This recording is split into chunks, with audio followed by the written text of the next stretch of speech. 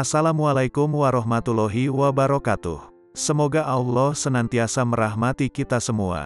Kali ini akan dibacakan kisah cicit dari ulama harismatik Kiai Haji Kholil Bangkalan Madura, yakni Kiai Haji Kholilur Rahman, yang biasa dipanggil Ralilur. Adapun kisah yang akan dibacakan ini dimuat di forum muslim.org sebagai berikut. Siapa yang tak kenal Kiai Haji Kholilur Rahman? Ralilur demikian biasa dipanggil, merupakan ulama yang sering didatangi orang penting negeri ini. Tak itu saja, warga biasa pun sering minta barokah hanya urusan untuk sehari-hari, mulai dari urusan minta hari untuk pernikahan sampai minta obat alternatif dan lainnya. Ralilur, demikian masyarakat menyebut kiai ini. Nama lengkapnya Kiai Haji Kholilur Rahman. Kalau dirunut nasabnya ke atas, ia adalah cicit ulama besar Indonesia, Kiai Haji Kholil bin Abdul Latif, atau Syekhona Kholil Bangkalan, atau Mbah Kholil. Bergelar Syekhona, karena Kiai Haji Kholil merupakan guru mayoritas ulama Indonesia. Masyarakat Madura menilai Ralilur dalam makom jazab.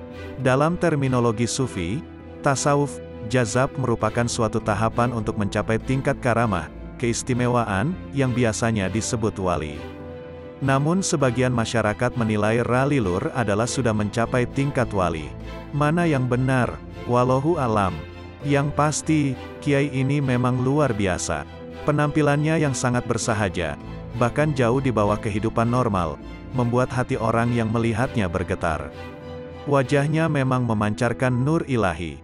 Ia bagai magnet kehidupan sehingga membuat orang lupa segala gemerlap duniawi. Ia zuhud, tak peduli gemerlap duniawi dan tanpa pamrih. Hidupnya hanya untuk Allah, berkelana dari satu tempat ke tempat lain. Orang yang tak paham bisa jadi mengira ia gila. Maklum, penampilannya apa adanya. Apalagi perilakunya cenderung aneh.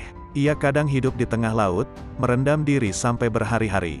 Namun justru sikapnya inilah yang kemudian mengingatkan orang pada Nabi Khidir. Ia seolah mengasingkan dari hiruk-pikuk kehidupan yang kian renta, tanpa nurani. Dari tengah-tengah arus gelombang laut itu, ia membaca tanda-tanda kehidupan. Apa yang akan terjadi terhadap negeri ini? Tamunya beragam, tapi jangan kaget kalau tak kesoan. Beliau tak mau menemuinya, tegas Kiai Haji Badrus Soleh, salah seorang ulama Bangkalan bercerita soal penyelenehan cicit ulama Bangkalan, Kiai Haji Syekhona Muhammad Kholil bin Abdul Latif ini. Menurut pengakuannya, tak sedikit pejabat penting, mulai regional, Jatim bahkan nasional berusaha menemui kiai yang berpenampilan nyeleneh ini. Bahkan Pak Imam sebelum Pilgub 2003 lalu sowan ke kiai, tegas Wakil Ketua PCNU Bangkalan ini. Pengasuh Ponpes Wali Songo, Kuanyar Bangkalan ini melanjutkan ceritanya soal tamu-tamu penting Ralilur. Belakangan, orang kepercayaan pimpinan dari PT Lapindo berusaha sowan ke Ralilur. Keinginan kuat bos itu bisa ditebak, yakni minta saran agar semburan lumpur yang sangat meresahkan itu bisa dihentikan. Namun Kiai tak kesokan, tak berhasrat, tamu utusan bos Lapindo itu, tambahnya. Kalangan warga biasa tak sedikit ingin sowan ke Ralilur. Mulai urusan mencari rezeki, jodoh sampai ingin agar penyakitnya sembuh. Ada pengalaman menarik, salah seorang warga pernah sakit komplikasi penyakit dalam stadium akut.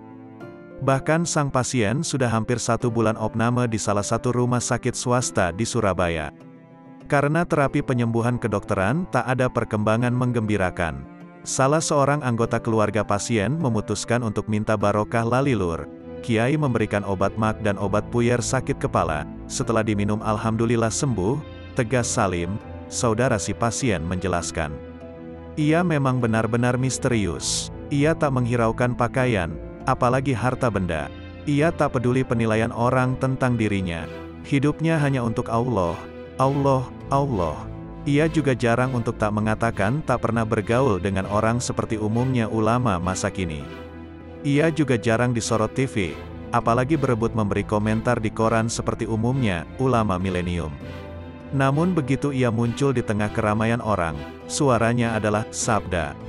Apa yang diucapkan sering terjadi. Karena itu ia lantas berpesan agar hati-hati. Namun tak jarang ia bertindak tanpa bicara. Pernah suatu ketika ia tiba-tiba membakar bangunan pondok pesantren yang diasuh Kiai Haji Abdullah Skal Bangkalan Madura. Pesantren yang lokasinya berdekatan dengan Masjid Jami dan alun-alun kota Bangkalan itu pun hangus dilalap api. Anehnya, Kiai Abdullah Skal yang dikenal sangat berpengaruh di Bangkalan itu diam saja. Ia tak bereaksi, apalagi marah. Perilaku Ralilur memang mirip Nabi Khidir. Selain suka bertempat di kawasan berair juga isyaratnya selalu kontroversial. Nabi Khidir pernah menumpang kapal bersama Nabi Musa. Tiba-tiba ia mengkampak dan membocori kapal yang ia tumpangi. Karuan saja Nabi Musa menegur dan marah. Sudah menumpang kapal secara gratis, kok masih bikin ulah melubangi kapal? Apalagi kapal itu sangat bagus. Namun kemudian Nabi Musa mengerti isyarat Nabi Khidir yang aneh itu. Ternyata itu dilakukan Nabi Khidir justru menyelamatkan kapal tersebut. Karena dalam pelayaran selanjutnya ada beberapa aparat Raja Zalim yang merampas kapal yang ditumpangi Nabi Musa dan Khidir sudah berlubang. Meski masih bagus, akhirnya lolos, tak dirampas. Tampak apa yang dilakukan Ralilur itu juga ada kemiripan dengan perilaku aneh Nabi Khidir.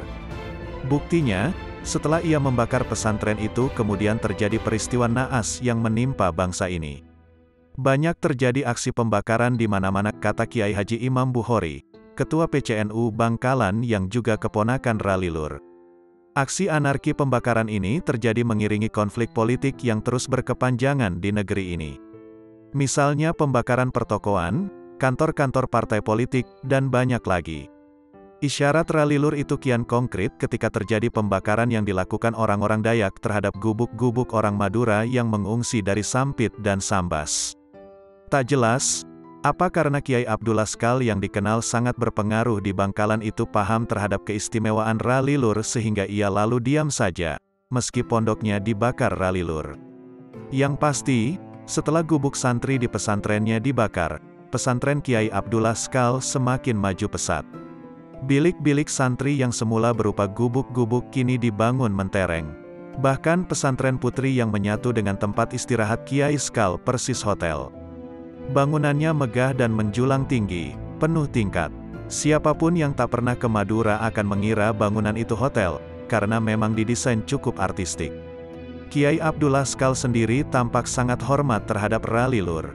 Maklum Ralilur cenderung misterius dan kontroversial. Apalagi ia memiliki keistimewaan kasyaf luar biasa. Bahkan kabarnya Ralilur sering memberi isyarat-isyarat kepada Kiai Abdullah terutama tentang peristiwa-peristiwa yang akan terjadi. Biasanya, kalau menyangkut persoalan besar, Ralilur minta Kiai Abdullah Skal hati-hati. Kecenderungan Ralilur berperilaku seperti Nabi Khidir memang cukup tinggi. Akibatnya, masyarakat cenderung tak paham. Bahkan ada yang enggerundel menyalahkan. Mereka baru sadar setelah peristiwa itu terjadi kemudian. Ini terjadi juga ketika Ralilur membakar pondok pesantren yang diasuh Kiai Haji Abdullah Skal. Seperti dilaporkan Harian Bangsa kemarin, Ralilur tiba-tiba membakar pondok pesantren.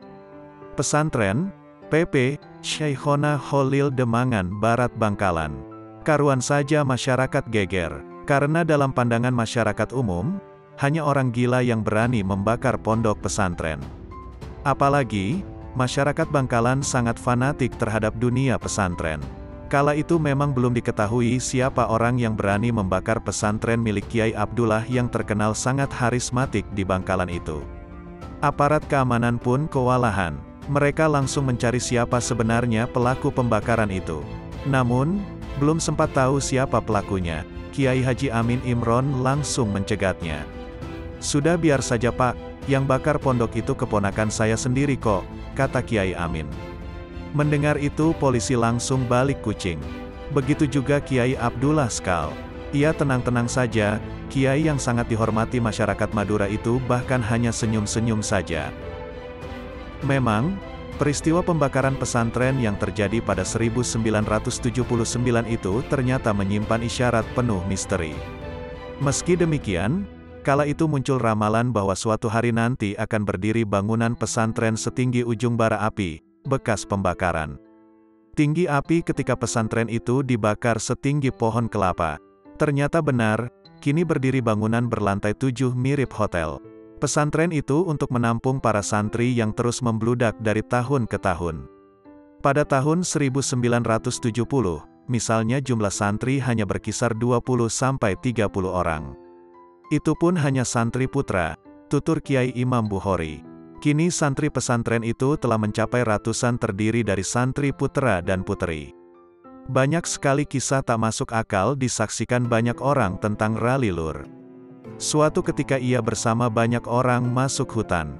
Kala itu bulan puasa, begitu tiba di dalam hutan ternyata azan maghrib bergema. Orang-orang bingung, sebab tak ada makanan sama sekali untuk buat buka. Ralilur mengisyaratkan agar tak resah. Benar, tanpa diduga tiba-tiba terhampar tikar semacam permadani. Yang menakjubkan, di atas tikar itu tersedia berbagai macam makanan. Karuan saja orang-orang itu heran. Meski demikian mereka tetap saja lahap berbuka puasa. Peristiwa aneh lain terjadi pada seorang dokter dari Malaysia. Dokter ini sengaja datang untuk menemui cicit Syekhona Khalil tersebut. Tak jelas, dari mana dokter itu kenal nama Ralilur. Dokter itu bersama seseorang yang bertindak sebagai pengantar. Dokter itu kemudian diajak Ralilur masuk ke dalam bilik rumahnya. Di situ terjadi pembicaraan cukup lama, sekitar 1 jam. Sehingga pengantar dokter itu mengaku capek menunggu di luar. Apa yang dibicarakan? Menurut pengakuan sang dokter, Ralilur ternyata menguasai ilmu kedokteran secara luar biasa. Semua ilmu kedokteran dia pahami. Saya belajar puluhan tahun, tidak seperti ilmu yang dimiliki beliau, kata sang dokter. Yang membuat si dokter kaget, Ralilur memberikan sebuah foto berukuran postcard dengan pakaian putih lengkap dengan stetoskop tergantung di leher. Sang dokter heran menerima foto Ralilur. Kalau dipikir, kapan beliau berpose seperti itu? Keanehan Ralilur memang telah banyak yang menyaksikan. Habib Ali Zainal Abidin bin Anis Al-Muhdor mengaku pernah menyaksikan keajaiban Ralilur. Kepada Yudi Eko Purnomo, wartawan harian Bangsa di Mojokerto, Habib ini bercerita banyak tentang Ralilur. Habib kelahiran Jember 33 tahun lalu itu berkisah tentang Ralilur di kediamannya di kawasan Jalan Empu Nala, Mojokerto. 3 tahun lalu, tutur Habib, dirinya bersama istrinya, MN Hidayah, melanglang buana. Ia penasaran ingin bertemu Ralilur. Ketika sampai di kediaman Kiai nyentrik itu, ia diterima ajudan Ralilur. Ia mengutarakan maksud kedatangannya, namun Ralilur tak langsung menerima begitu saja. Kiai tidak bisa menemuinya sekarang, tolak sang ajudan. Ralilur, pada waktu itu memang banyak menerima tamu-tamu ulama dan masyarakat di rumahnya. Habib semakin penasaran, karena itu si Habib tak langsung pergi meninggalkan rumah itu. Sambil merenung, ia bersikeras bagaimana caranya bertemu. Ia kemudian pergi ke sebelah samping rumah tersebut. Saat berjalan di bawah rimbun bambu, ia teringat pesan salah satu gurunya. Saya kemudian mengamalkan perintah. Waktu itu saya segera membaca Al-Fatihah. Saya tujukan kepada Nabi Muhammad Sallallahu Alaihi Wasallam, para wali, dan Syekhona Khalil Bangkalan. Bacaan saya tutup dengan permintaan saya, kalau kamu Ralilur memang cucu Kiai Khalil, keluarlah, tutur Habib. Masya Allah, tak disangka, seketika itu juga pundak Habib ada yang menepuk. Karuan saja Habib terkejut, lebih terkejut lagi Habib menoleh. Ternyata yang menepuk itu Ralilur. Saya terkejut bukan main. Usai membaca Al-Fatihah, mendadak pundak saya ditepuk Ralilur, yang sudah berdiri tepat di belakang saya, kenangnya. Habib semakin tak percaya ketika tiba-tiba Ralilur berkata, sudah lama kita tak bertemu. Kamu yang saya tunggu beberapa hari ini. Padahal Habib Ali merasa tak pernah bertemu dengan Ralilur. Setelah itu Ralilur mengajak Habib duduk di atas gubuk di tengah sawah. Saat itu mereka ditemani salah satu ajudan Ralilur. Namun tiba-tiba keanehan muncul lagi. Karena mendadak di antara Ralilur dan Habib tersedia susu. Padahal tak ada pelayan yang mengantarkan. Ajudan yang tadi menemani juga tak beranjak pergi. Silakan susunya diminum, kata Ralilur seolah tak terjadi apa-apa. Lalu apa saja keanehan Ralilur yang lain? Berikut laporan Taufikur Rahman, wartawan harian Bangsa di Bangkalan, Madura. Sampai kini Ralilur kabarnya masih sering terlihat berendam di air. Tak jelas, apakah ini suatu bagian dari tirakat, atau memang digerakkan begitu saja oleh Tuhan.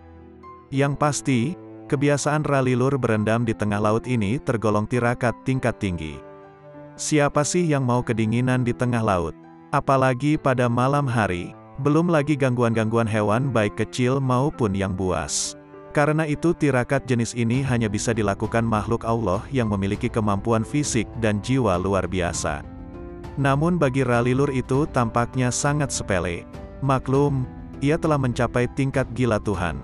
Nah, kegilaannya terhadap Allah itulah yang menyebabkan ia kebal dan tak merasakan apa-apa, terutama dari segi fisik. Yang bergelora dalam jasad dan jiwanya hanyalah Allah. Allah, Allah. Ia memang benar-benar telah gila Tuhan. Cukup banyak orang yang menyaksikan Ralilur berendam di tengah laut, meski ia sendiri tak pernah menghiraukan sorotan masyarakat. Bahkan suatu ketika pernah terjadi peristiwa menarik yang dialami para nelayan ikan. Kala itu seorang nelayan di Kecamatan 10 sontak kaget, karena jaring yang ia tebar di tengah laut tiba-tiba terasa berat ketika diangkat. Dengan harap-harap cemas ia menarik jaringnya. Dalam pikirannya, ini pasti ikan besar. Namun betapa ia tertegun begitu jaring itu berhasil diangkat ke atas. Masya Allah, ternyata bukan ikan, melainkan tubuh manusia. Yang lebih mengagetkan lagi, ternyata tubuh itu adalah tubuh Ralilur yang sedang membujur. Kontan nelayan itu menceburkan kembali tubuh Ralilur ke laut. Si nelayan terus tertegun. Ia tak habis pikir. Bagaimana mungkin tubuh manusia berendam dalam air sekian lama, apalagi itu jelas tubuh Ralilur. Sejenak ia sempat menduga, jangan-jangan Ralilur telah meninggal karena tenggelam di laut. Tapi dugaan nelayan itu meleset. Karena Ralilur sehat walafiat, tubuhnya tetap segar bugar. Menyaksikan kenyataan itu si nelayan semakin percaya betapa Ralilur itu waliullah, kekasih Allah. Apalagi, sejak peristiwa itu hasil tangkapan nelayan tersebut langsung melimpah. Bahkan, setiap kali turun melaut, hasil tangkapannya lebih banyak daripada nelayan lainnya. Ia pun yakin bahwa dirinya telah mendapat barakah, yakni terus bertambahnya kebaikan. Bukankah sebagian orang menyebut barakah sebagai zidayatul khoir, semakin bertambahnya kebaikan? Dalam terminologi ilmu sufi ada 4 jenis keistimewaan yang diberikan kepada manusia. Pertama, mukjizat. Mukjizat ini hanya diberikan kepada para nabi. Seperti kita pahami, bentuk mukjizat bermacam-macam.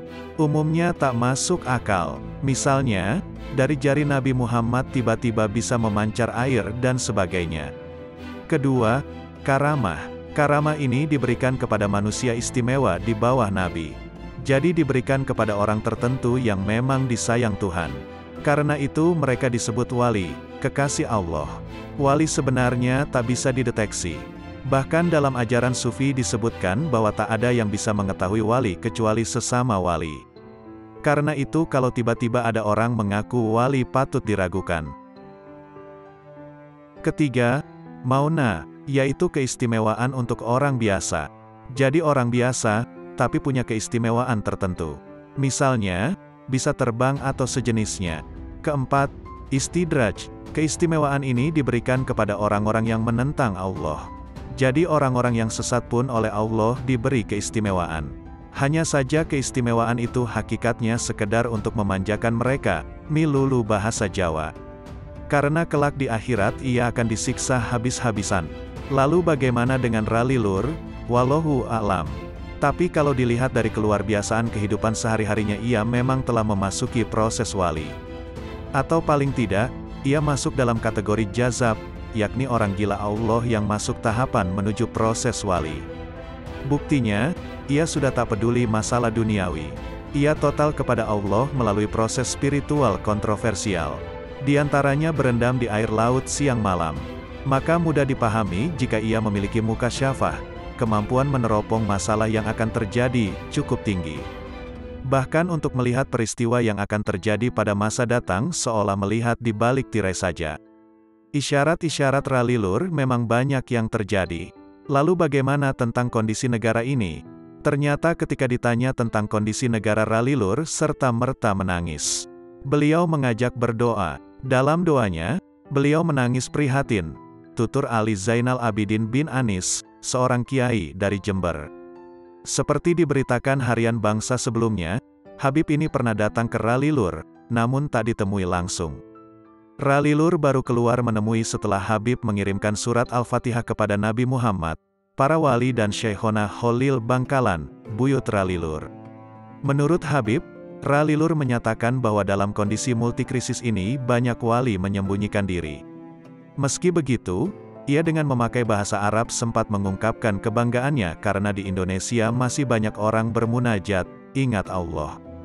Kemudian Ralilur dengan bahasa Madura mengajak Habib makan. Ralilur segera beranjak meninggalkan gubuk, tempat mereka duduk di tengah sawah.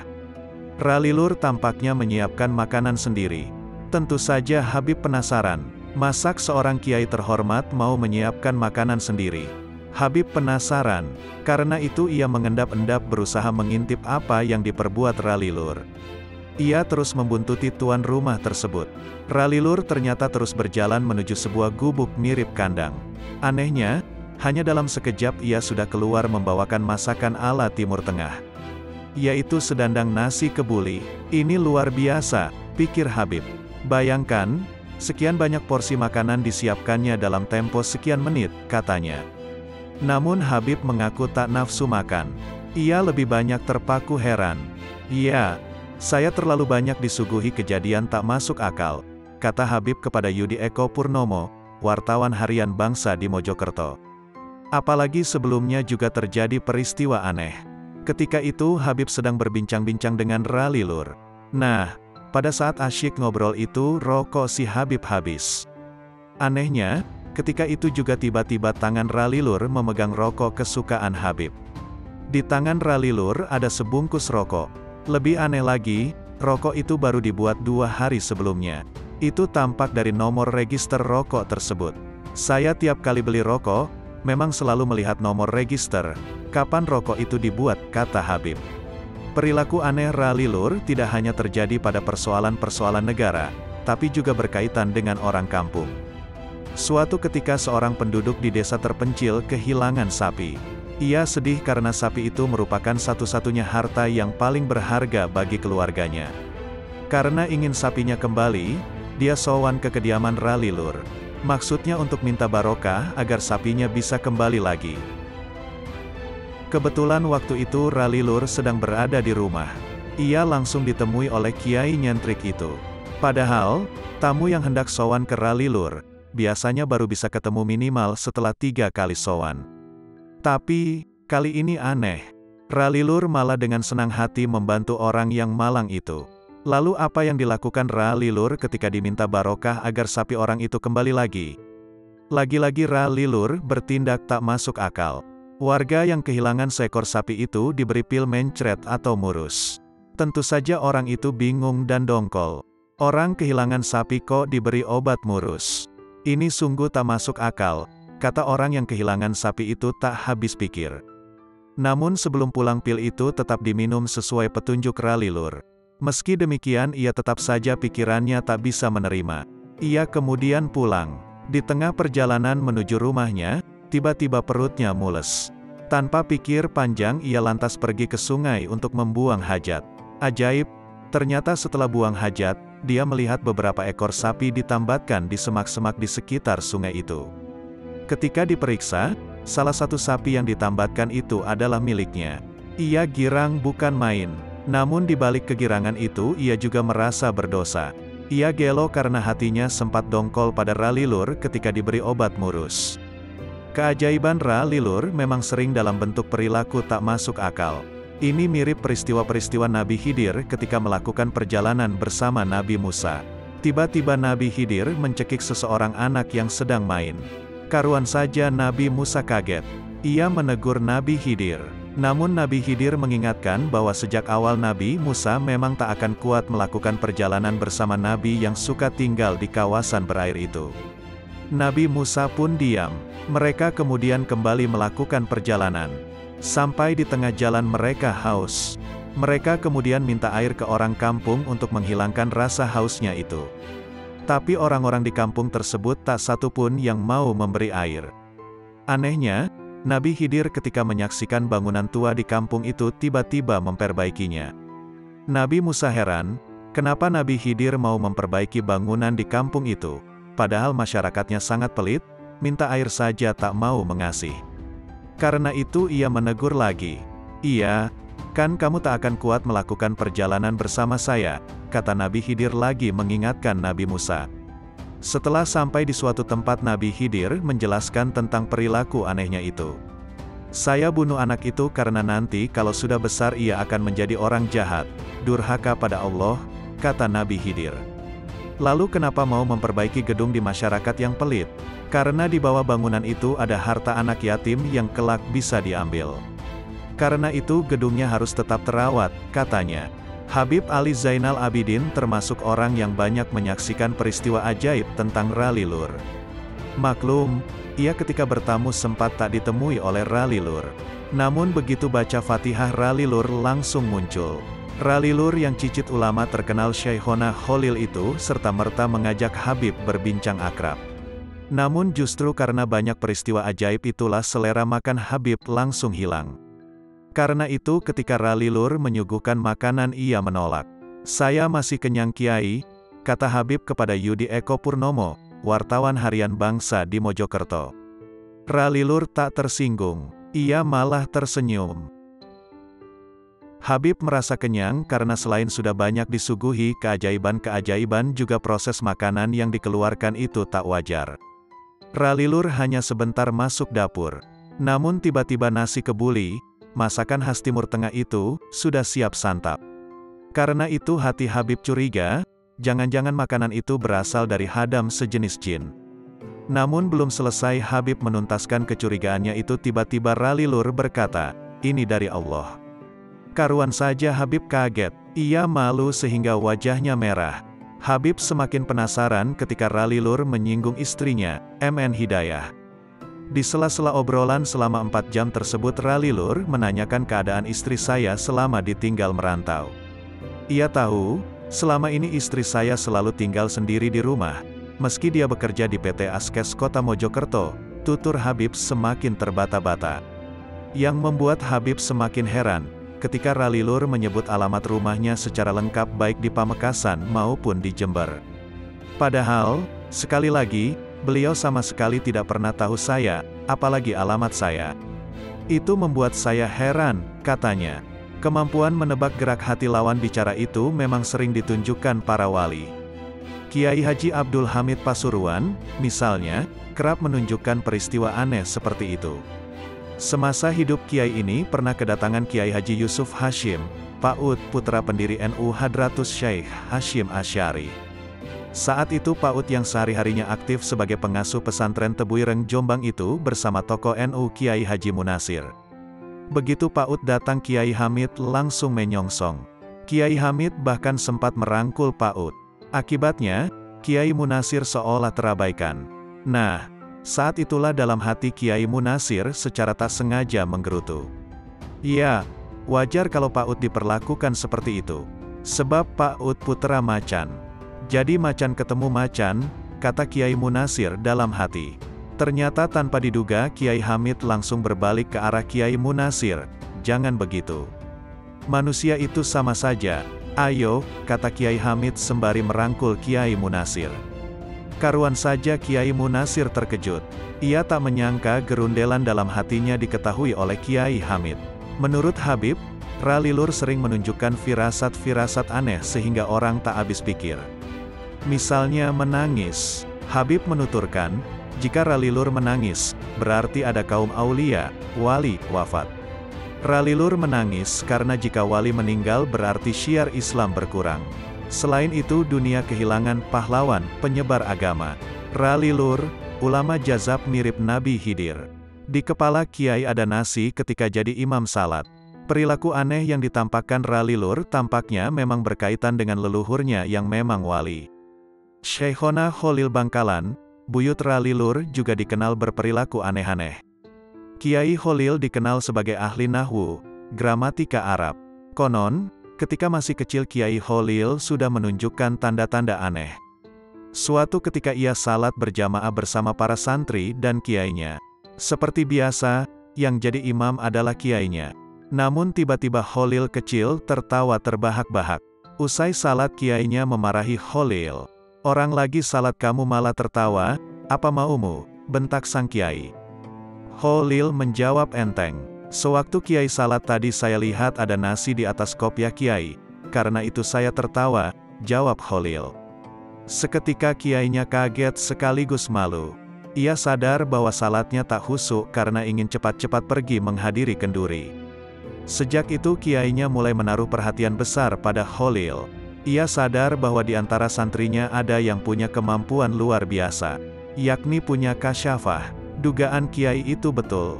Khalil kemudian berkembang menjadi Kiai besar. Bahkan menjadi Kiai hampir seantero Jawa, karena Kiai-Kiai besar di Jawa adalah santri atau pernah nyantri pada Kiai Khalil.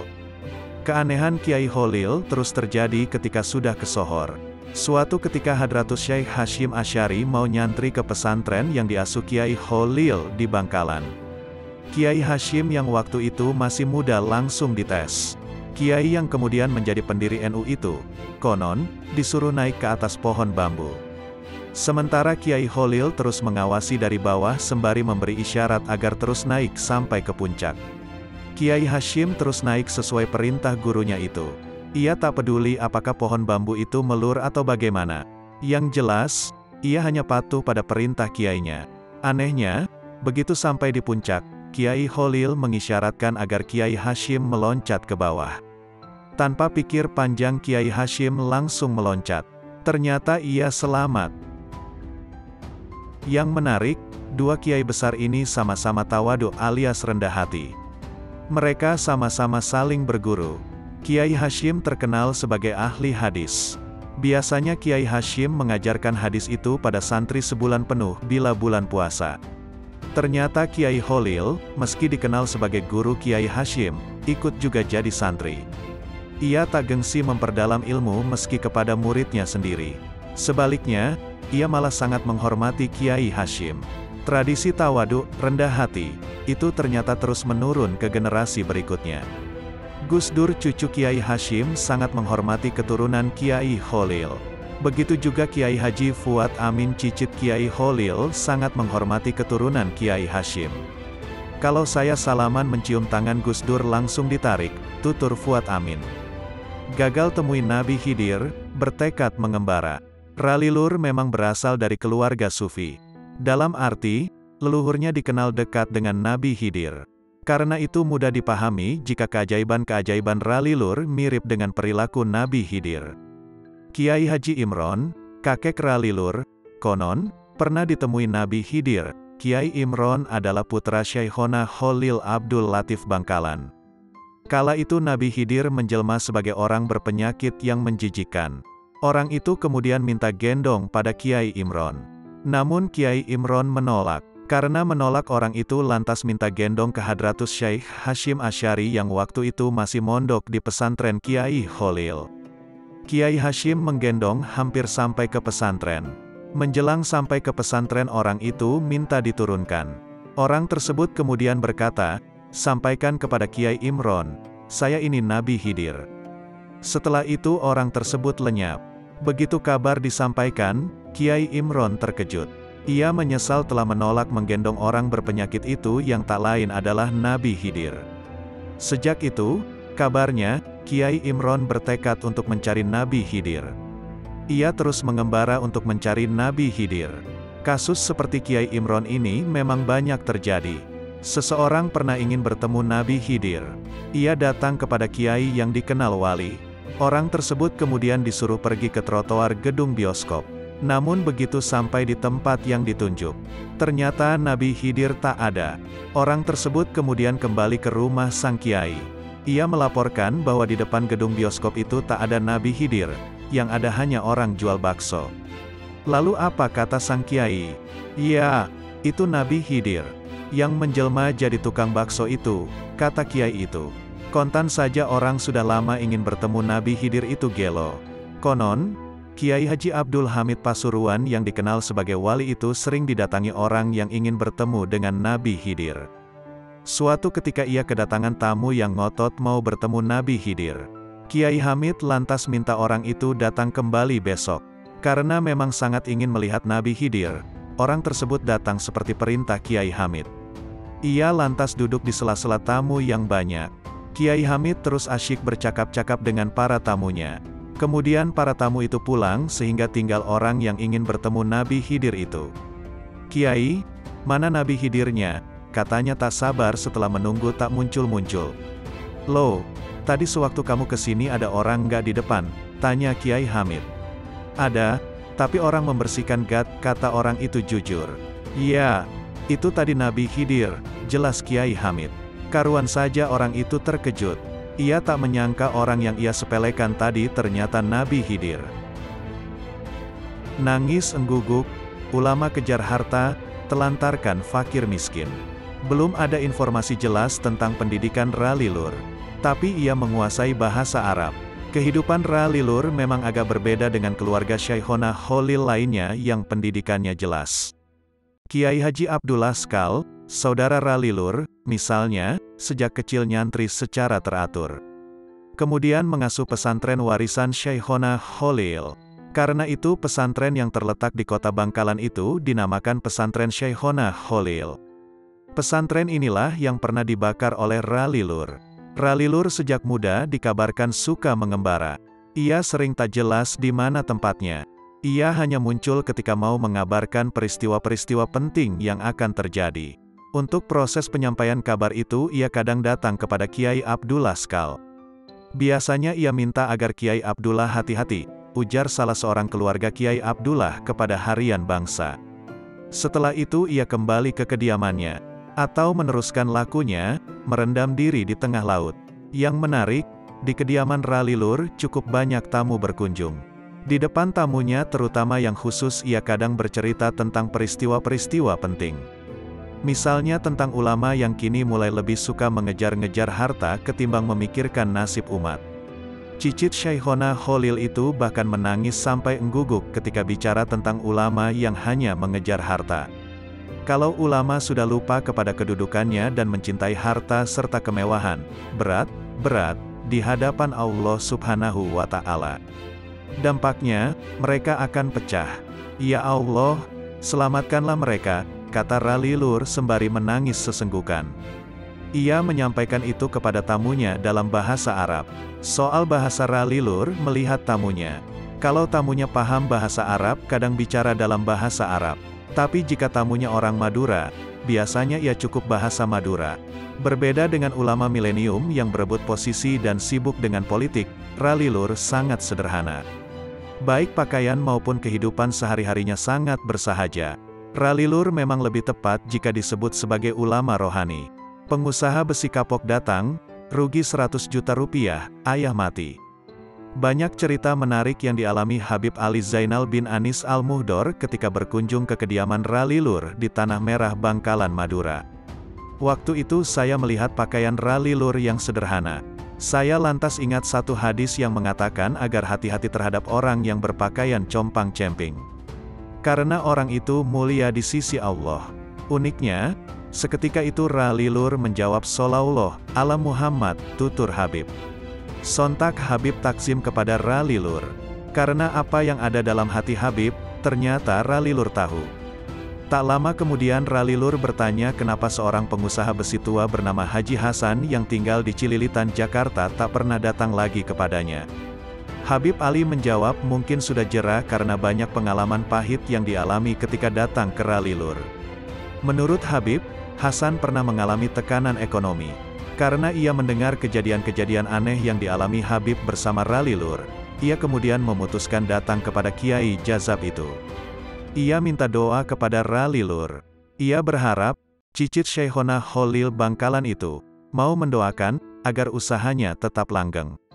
Begitu juga kalau ada job baru sukses. Singkat cerita, setibanya di rumah sang Kiai, segera ia disambut ajudan sekaligus dihadapkan kepada Ralilur. Hasan lantas menceritakan masalahnya. Ralilur mendengar semua cerita Hasan. Namun yang membuat Hasan tak habis pikir, ketika hendak pulang, ia diberi obat sakit kepala Paramex. Tentu ia bertanya-tanya dalam hati. Dengan diliputi tanda tanya, Hasan pulang ke rumahnya di Jakarta. Di dalam bis, saya terus mikir, mau diapakan obat ini? Kenapa pula Kiai memberi saya ini? Gumam Hasan seperti ditirukan Habib. Seminggu kemudian, Haji Hasan ternyata tertimpa musibah. Usahanya rugi 100 juta. Mati aku, rupanya itu maksud Kiai memberi obat, kata Hasan tersenyum kecut. Sebulan kemudian, di rumahnya, telepon Haji Hasan mendadak berdering. Telepon itu dari saudaranya di Tanah Merah, Madura. Ia mengabarkan bahwa abahnya, ayah yang murid Habib Soleh Tanggul, Jember, sakit keras. Dilanda rasa gundah tak terkira, ia pun pergi menemui abahnya. Abahnya terbaring sakit di atas pembaringan. Ia lantas menemui guru abahnya, yaitu Habib Soleh Tanggul. Haji Hasan diminta membawa tasbih. Menurut Habib Soleh, tasbih itu, selain untuk wirid juga sangat manjur untuk mengobati orang sakit. Sesuai dengan pesan guru, tasbih itu dicelupkan ke dalam segelas air. Selanjutnya, air bekas celupan itu diminumkan kepada orang yang sakit. Semula, penyakit itu memang berkurang. Badan abahnya sedikit enakan, tapi itu tidak berlangsung lama. Beberapa waktu kemudian, bapaknya kembali jatuh sakit. Haji Hasan pun segera beranjak pergi meminta doa kepada Ralilur. Yang tak membuat Haji Hasan heran lagi, ketika Ralilur memberinya kapas berikut minyak telon. Itu diberikan ketika Haji Hasan hendak pulang. Seperti sebelumnya, dalam perjalanan menuju rumah orang tuanya di Tanah Merah, hati Haji Hasan diliputi tanda tanya yang hebat. Begitu tiba di rumah abahnya, ia mendapati banyak orang menangisi kepergian orang tua lelakinya itu. Rupanya, kapas dan minyak telon itu, sebagai perlambang bahwa penyakit orang tuanya tak dapat disembuhkan. "Kapok sudah saya bertemu Ralilur," kata Haji Hasan setengah menggerutu. Geger, wanita misterius penjemur ikan dinikahi Kiai. Di kawasan pesisir Bangkalan ada seseorang wanita yang sehari-harinya membersihkan ikan. Wanita itu tak ubahnya seorang buruh. Ia tiap hari membersihkan dan menjemur ikan milik orang. Ia hanya dapat upah sekian rupiah dari jerih payahnya itu. Kesibukan di kawasan pesisir itu membuat orang tak pernah memperhatikan wanita itu. Apalagi wanita itu memang tampil seperti umumnya buruh, kusut dan agak kotor. Karena itu masyarakat tak pernah memperdulikan. Masyarakat baru terhenyak ketika wanita berpenampilan kumal itu dinikahi Ralilur. Rasan-rasan pun ramai. Mereka seolah tak percaya Kiai seterhormat Ralilur mau menikahi wanita buruh itu. Yang menarik, begitu berita pernikahan Ralilur dengan wanita itu tersebar, masyarakat mulai bertanya-tanya, dari mana asalnya wanita tersebut. Sebab meski setiap hari bertemu dan berkumpul masyarakat di sekitar pesisir itu, tak ada yang tahu asal-muasal wanita tersebut. Masyarakat pun mulai geger. Wanita itu dianggap misterius karena tak diketahui asal-usulnya. Ajaibnya, begitu masyarakat heboh tiba-tiba muncul informasi bahwa wanita tersebut berasal dari Kesultanan Demak. Karuan saja masyarakat kembali ramai. Tapi benarkah ia berasal dari Kesultanan Demak? Wallahu a'lam. Tapi masyarakat di sekitar pesisir itu yakin ia berasal dari Demak. Yang juga unik, wanita itu tetap sederhana meski dinikahi Ralilur. Padahal ia telah jadi istri orang terhormat dan disegani masyarakat. Bahkan Ralilur bukan saja disegani masyarakat tapi juga dihormati para ulama. Toh istri Ralilur tetap bersahaja. Untuk memenuhi kebutuhan sehari-harinya ia berjualan es lilin. Dagangannya itu kadang dijajakan kepada para santri Kiai Haji Abdul Askal di pesantren Syekhona Kholil Bangkalan. Ia sering ke sini, pesantren, jual es lilin, kata salah seorang keluarga Kiai Abdul Askal. Aneh memang, padahal kalau mau, bisa saja ia kaya raya mengingat tamu Ralilur yang terus membludak. Ia juga bisa ongkang-ongkang, tak usah kerja keras, seperti umumnya istri Kiai. Tapi itu tak ia lakukan. Ia lebih suka makan dari hasil keringatnya sendiri ketimbang menunggu pemberian masyarakat. Terjangkit penyakit menahun, diobati dengan 3 korma. Ralilur ternyata tak hanya piawai mendeteksi masa depan. Ia juga ahli mengobati orang sakit. Tak aneh jika banyak tamu yang minta tolong untuk mengobati penyakitnya. Bahkan semenjak hijrah ke sebuah desa di Kecamatan Galis Bangkalan, tamu yang hadir meminta barokah semakin bejibun saja. Uniknya, yang datang tidak hanya dari kalangan santri dan masyarakat biasa, namun juga kiai pengasuh pesantren yang punya masalah. Salah satunya, seorang kiai asal Surabaya. Kiai ini sudah puluhan tahun mengidap penyakit aneh. Awalnya dikira terkena serangan saraf. Menurut analisis dokter spesialis saraf terkenal yang praktik di Jalan Diponegoro Surabaya, Kiai ini, saraf rahangnya terganggu, sehingga sulit mengatupkan lidahnya. Kalau berbicara harus dipegang. Pendek kata penderitaan itu sudah lama. Sebelum memeriksakan ke dokter neurolog tersebut, Kiai ini melanglang buana berkonsultasi dengan berbagai ahli, baik ahli medis maupun paranormal. Tapi hasilnya nol besar. Bahkan pernah juga berkonsultasi ke Kiai Haji Gofur, pengasuh Ponpes Sunan Derajat Paciran Lamongan, juga gagal. Salah seorang santrinya, pernah menyarankan agar berobat ke suatu daerah di Jabar. Tapi setelah dijalankan, perkembangannya hanya sesaat. Usai berobat, hanya sepekan kondisinya sehat, setelah itu kambuh lagi. Karena penyakit yang menahun inilah, kemudian timbul syak wasangka, jangan-jangan penyakit aneh ini, bukan penyakit lahir, karena tak terdeteksi secara medis, tetapi penyakit kiriman, alias terkena sihir atau sejenisnya. Namun Kiai ini terus berikhtiar sembari tetap pasrah. Di tengah-tengah kepasrahan itulah, tiba-tiba timbul wisik-wisik dari seorang tamu yang agak aneh. Tamu itu menyarankan, agar meminta barokah ke Ralilur. Tanpa pikir panjang, maka berangkatlah rombongan Kiai itu ke tempat padepokan Ralilur di sebuah desa Banjar Kecamatan Galis Kabupaten Bangkalan. Biasanya orang yang tak pernah sowan ke Ralilur, sulit langsung ditemui. Tapi khusus yang satu ini, Ralilur langsung menyanggongnya. "Lenggi-lenggi pada parlon apa? Mari silakan duduk. Ada maksud apa kesini?" sapanya. Kiai ini langsung mengutarakan niatnya. Ia juga menceritakan perjalanannya berobat kemana-mana, namun hasilnya nihil. Mendengar keluhan itu, Ralilur langsung memberi 3 buah korma dari dalam rumahnya. "Daar patada, silakan makan dihabiskan," kata Ralilur. Saat dialog itu tak begitu cair. Maklum Ralilur memang sering memperlihatkan suasana yang sulit ditebak. Kadang-kadang tertawa, tapi kadang-kadang tak banyak bicara. Mungkin saat itu, Ralilur paham betapa menderitanya Kiai ini lantaran merasakan sakit menahun. Usai menyuguhkan 3 korma, Ralilur memberi wejangan, agar Kiai tadi, berobat ke seorang dokter Kiai di sebuah kawasan sekitar Pasar Turi Surabaya. Kenapa disebut dokter Kiai? Karena dokter itu, selain memberi obat, juga memberi bacaan-bacaan. Hasilnya, alhamdulillah, penyakit menahun Kiai sederhana itu akhirnya berangsur-angsur sembuh. Serahkan dekrit pada Kiai Abdullah Skal. Keanehan Ralilur memang sulit ditebak, terutama menyangkut peristiwa politik negara. Buktinya, jauh sebelum Gus Dur memberikan dekrit, ia telah menyerahkan dekrit kepada 2 Kiai harismatik Madura, yakni Kiai Haji Abdullah Skal dan Kiai Haji Zubair Muntasor. Menurut hadam kepercayaan Ralilur, Haji Husni Madani, Kiai yang sudah mencapai tahapan mukasyafah ini 6 bulan lalu pernah mengeluarkan sebuah dekrit. Dekrit tersebut berisi persoalan penerapan demokrasi yang tengah diperjuangkan oleh Gus Dur yang saat itu masih menjabat sebagai presiden. Sayang selembar kertas dekrit asli tulisan tangan Ralilur itu diminta kembali. Sedangkan Kiai Haji Abdullah dan Kiai Haji Zubair hanya diberi salinannya, fotokopi, saja. Haji Husni hanya ingat penggalan kalimat yang tersirat dalam dekrit Ralilur.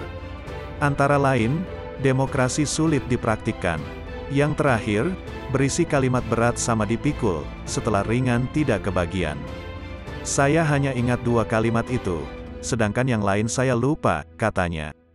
Mengapa tidak difotokopi lebih? Haji Husni mengatakan, sebenarnya dekrit itu difotokopi lebih 2 lembar.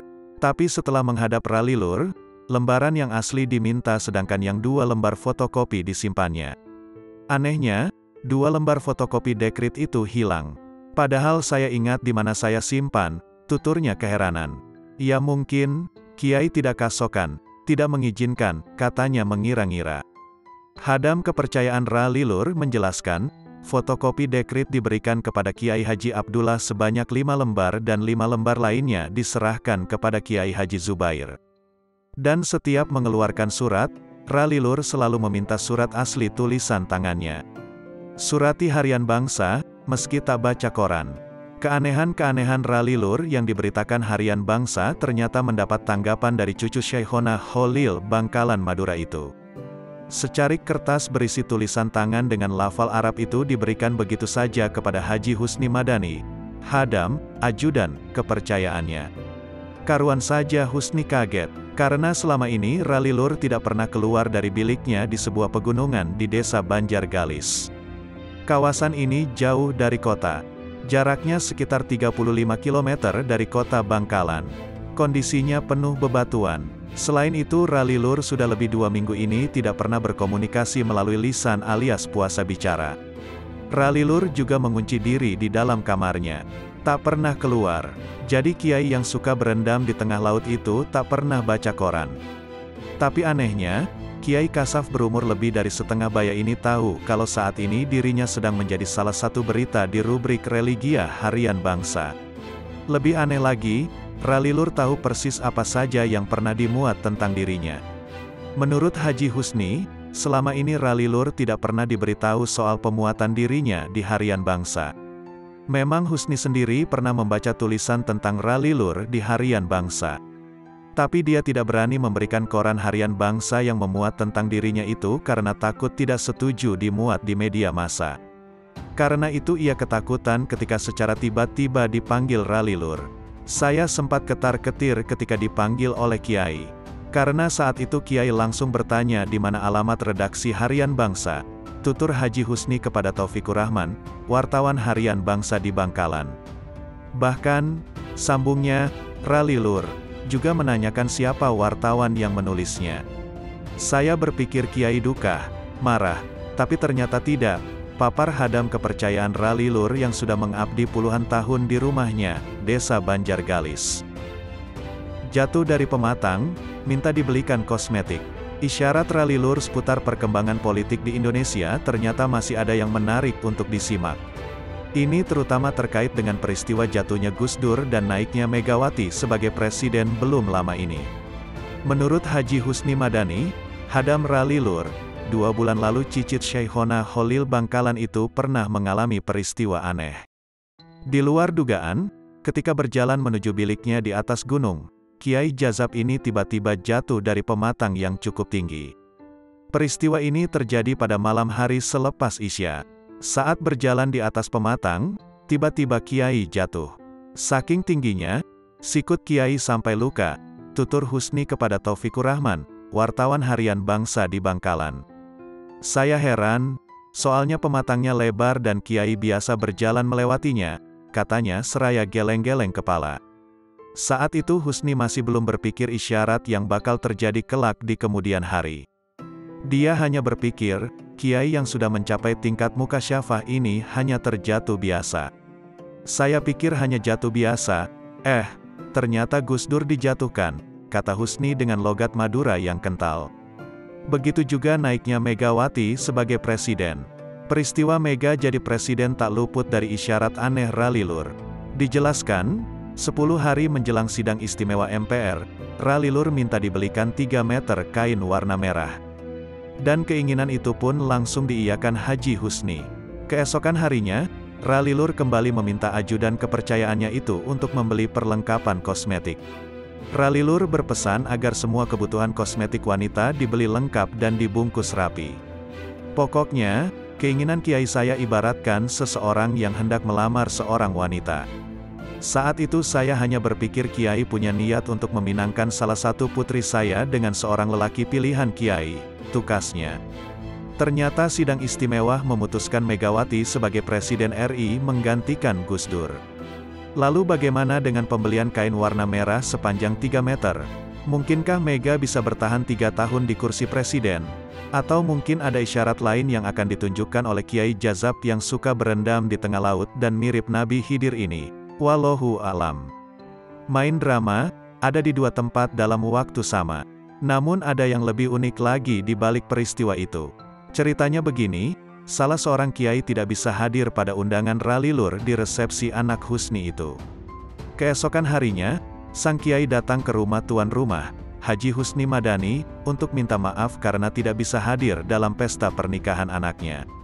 Loh kenapa? Inilah yang ajaib. Ternyata kiai tersebut mengaku tidak bisa hadir karena kedatangan Ralilur ke rumahnya. Padahal 300 kiai yang diundang menyaksikan bahwa Ralilur sedang pentas main drama.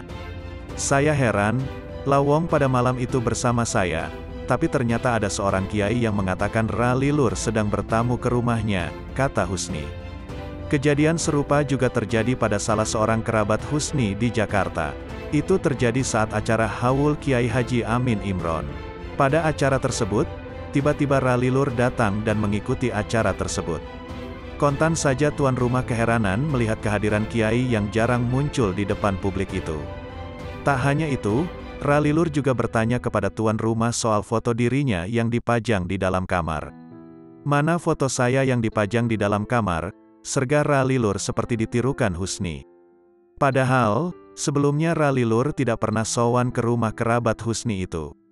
Yang mengherankan Husni, karena ketika Ralilur dikabarkan ada di Jakarta menghadiri acara haul itu, sebenarnya kiai aneh itu berada di dalam, sebutan rumah kiai, di desa Banjargalis. Ini berarti, lagi-lagi Ralilur berada di dua tempat dalam waktu bersamaan. Naik kendaraan keliling Surabaya tanpa bensin. Keanehan yang ditunjukkan oleh Ralilur memang seolah tak pernah habis. Orang-orang yang pernah menyaksikan langsung perilaku Ralilur selalu dibuat geleng-geleng kepala. Maklum, banyak peristiwa tak masuk akal, namun terjadi secara nyata. Suatu ketika, Ralilur memanggil ajudan kepercayaannya, Haji Husni Madani. Saat cicit Syekhona Kholil Bangkalan itu minta agar Husni menemaninya jalan-jalan di Surabaya. Permintaan itu langsung diiyakan. Berikutnya, Ralilur minta agar ajudannya menyewa sebuah mobil berikut sopirnya. Setelah rampung, keduanya berangkat ke Surabaya. Anehnya, ketika sang sopir hendak mengisi bensin, Ralilur melarang. "Sudah tak usah isi bensin," kata Ralilur. Karena tahu siapa Ralilur sebenarnya, sang sopir langsung tancap gas menyeberangi Selat Madura. Ia melesat ke Surabaya. Di kota pahlawan ini sehari penuh kendaraan yang ditumpangi Ralilur melaju. Tapi uniknya, tak sedikit pun jarum spido penunjuk bensin turun. Sepanjang jalan, saya terus mengawasi jarum penunjuk bensin. Tapi bensinnya tetap penuh. Saya jadi heran, lawong bensin tidak diisi sama sekali, tapi tidak habis, tutur Husni heran. Uniknya lagi, ketika kembali ke desa Banjargalis, Bangkalan Madura, tangki bensin tetap tidak berubah alias full tank. Kalau dipikir, bahan bakar kendaraan itu siapa yang ngisi ya? Kata ajudan kepercayaan Kiai Jazab ini. Kejadian seperti itu sering disaksikan Husni. Pernah suatu ketika Ralilur mengajak Husni keliling Kabupaten Bangkalan. Saat itu, Ralilur menyewa sebuah mobil pick-up. Sang sopir diminta untuk menuruti permintaannya. Seperti halnya kejadian yang lalu, ketika sang sopir hendak mengisi bahan bakar, Ralilur melarang. Lagi-lagi orang yang mengikuti perjalanan Kiai Kasyaf ini terheran-heran. Karena sejak berangkat hingga pulang bensinnya tetap pada posisi awal. Gara-gara bicara kasar, sial, lantas meninggal. Ini merupakan peringatan keras kepada siapa saja yang melakukan tindakan konyol dengan berkata kasar dan membohongi Ralilur. Kalau hal tersebut dilakukan, bisa-bisa naas seperti peristiwa yang dialami seorang sopir pick-up.